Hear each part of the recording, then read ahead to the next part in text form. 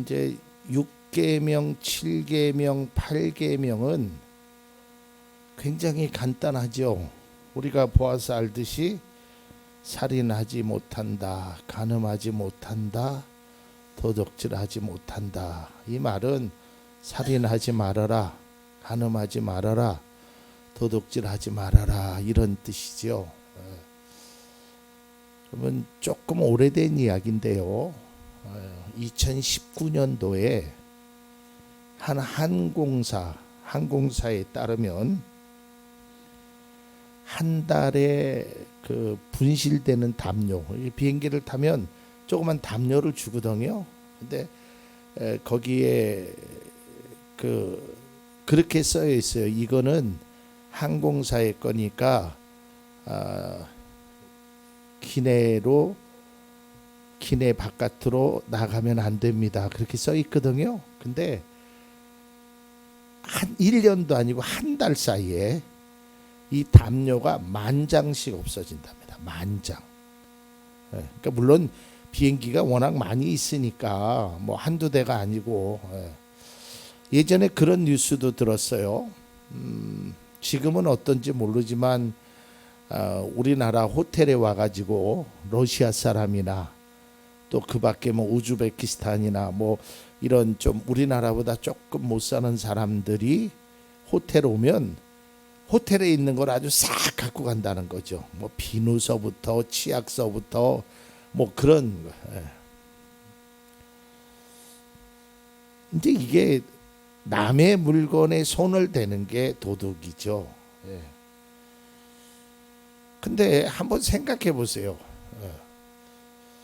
제가 6계명 뭐 살인하지 말아라 이건 굉장히 큰 죄잖아요. 뭐 간음하지 말아라 뭐 그거는 뭐 그리스도인으로 뭐 지켜야 될 일인데, 이 도둑질하지 말아라 이거는 사실은 뭐 꼭 기독교인에게 굳이 이런 말을, 또 이것도 하나님이 하신 10계명에 이런 계명이 뭐 굳이 들어갈 이유가 있을까? 굉장히 가볍게 생각한단 말이죠.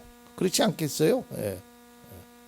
그런데 여기 이제 10계명에 이제 제가 2시간 동안 오늘하고 다음 주에 말씀드리겠지만, 이 도둑질한다라는 것이 두 가지의 의미거든요. 하나는 어떤 유형의 물건을 훔치는 거예요. 유형의 물건을. 옛날에 그런 일도 제가 뉴스에서 들어본 적이 있어요.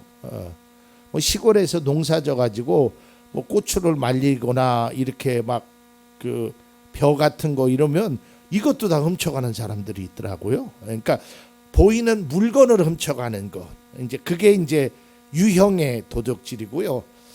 두 번째로 성경 속에서 더 아주 깊숙하게 지적한 게 뭐냐면 무형의 도둑질이에요. 이게 사실은 더 심각해. 이게 뭐냐면 우리나라 말에 이제 이런 말이 있죠.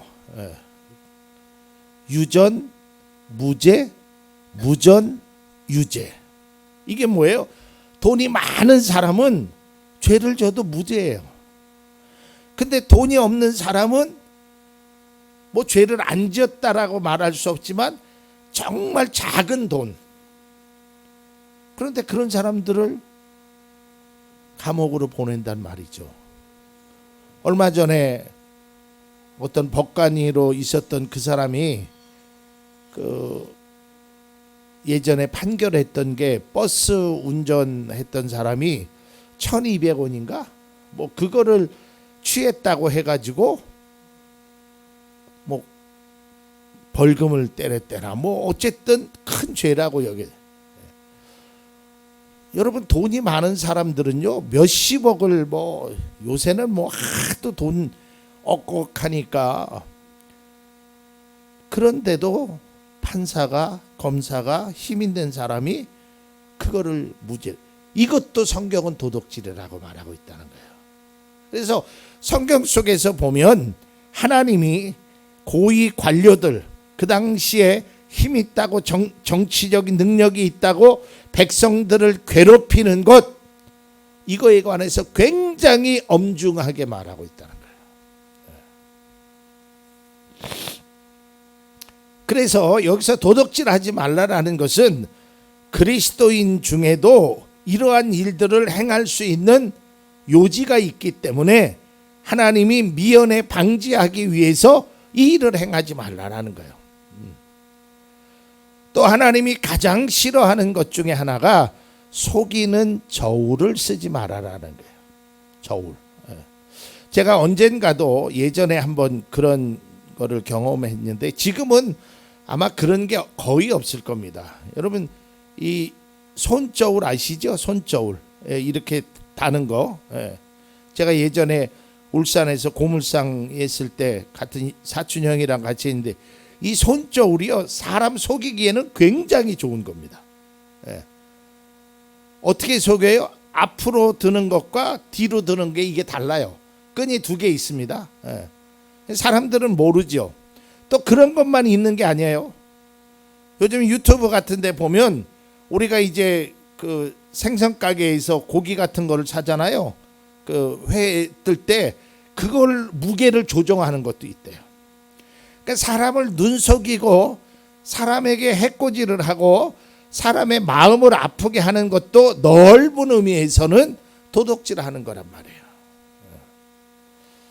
또 조금 더 넓게 바라보면 성경 속에서는 우리가 시간을 헛되게 쓰는 것도 사실은 어떤 의미에서는 도둑질에 가까워요. 왜냐하면 시간을 잘 사용해. 시간은 내 게 아니에요.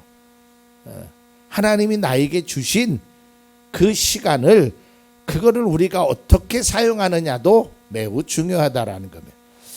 자, 8계명 다시 한번 보면 도둑질하지 말아라 라는 명령인데요.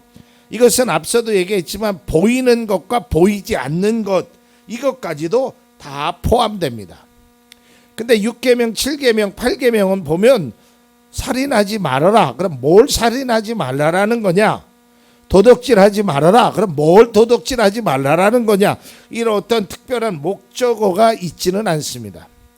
그런데 이 8계명에서 이 도둑질하지 말라라는 히브리어의 가나브라라는 그 뜻을 보면 휩쓸어 간다, 몰래 가져가다, 속이다라는 뜻이 있어요.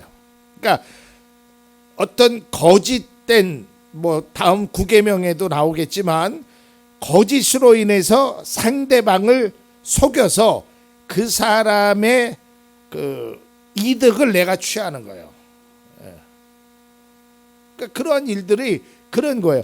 어떤 물건이나 어떠한 집이 됐던 땅이 됐던 뭐를 이렇게 해서 속이는 거죠. 이 땅 이거 비싼 땅 아니에요. 그래가지고 속여가지고 싸게 산다거나 이 물건 별로 필요 없는 물건이에요. 그래놓고 싸게 사고 자기는 굉장히 많은 유익을 속이는 거예요. 이게 바로 도둑질이에요. 속이는 일이란 말이죠. 그러니까 사람들에게 몰래 물건을 훔쳐오는 것만 도둑질이 아니라 그 사람의 마음을 아프게 하는 것. 다시 말해서 그 사람을 속여서 그 사람에게 정신적, 육체적, 때로는 소유에 대한 손해를 입히는 것도 그것도 속이는 거예요. 제가 이 말씀을 준비하면서요.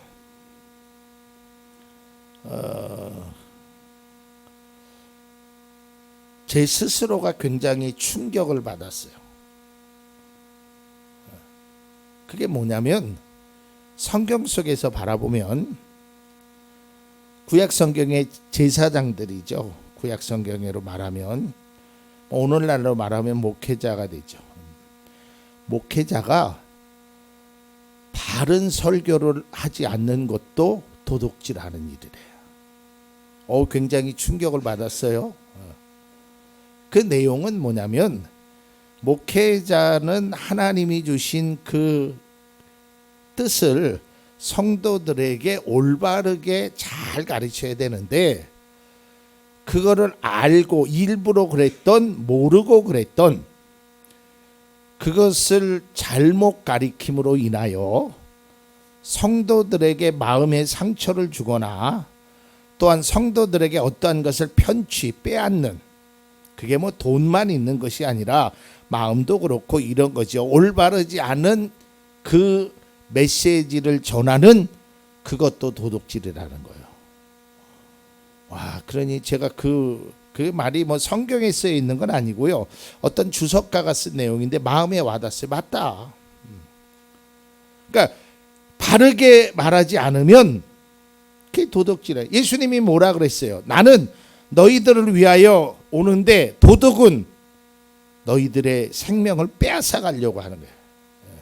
그러니까 성도들에게 바른 길이 아닌 잘못된 길을 가리키고 성도들의 어떤 육체적, 정신적, 물질적인 것을 편취하는 것도 목회자는 도둑질이라는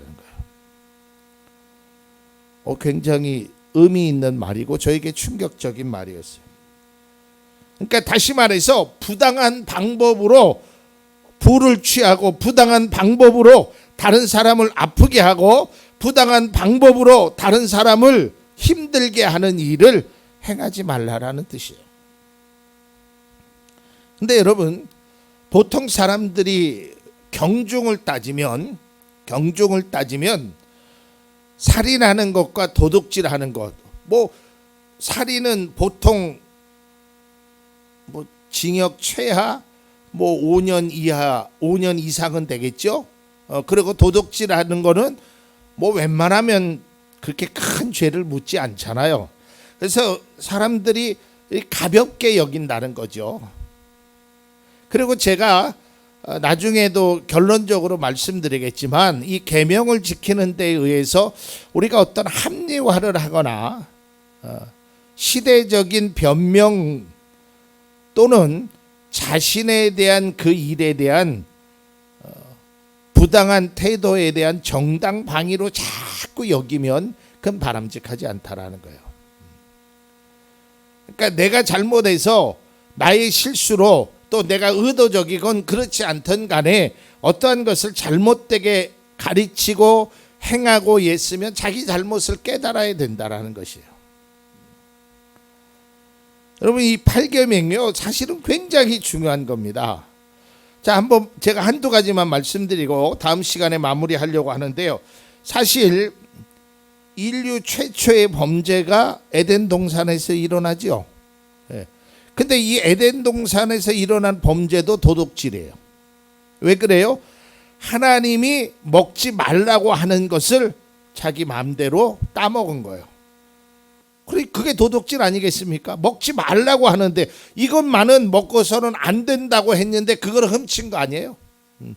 그 훔침의 결과로 통해서 인류가 이렇게 되었단 말이죠. 에덴 동산에서 쫓겨나고 그런 일을 행해. 그러니까 이게 도둑질이 그저 단순하게 에이 뭐 이 정도쯤이야가 아니라는 것이죠.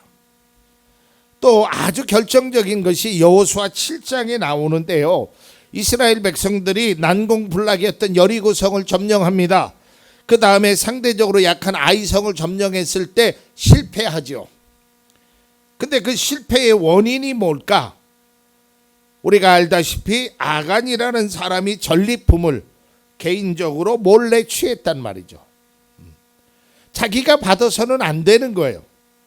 근데 그 범죄로 인해서 공동체 전체가 전쟁에 패배했단 말이에요. 여호수아 7장 11절을 봅니다. 이스라엘이 죄를 지었다. 나와 맺은 언약 지키라고 명령한 그 언약을 그들이 어겼고 전멸시켜서 나 주에게 바쳐야 할 물건을 도둑질하여 가져갔으며 또한 거짓말을 하면서 그 물건을 자기들의 재산으로 만들었다.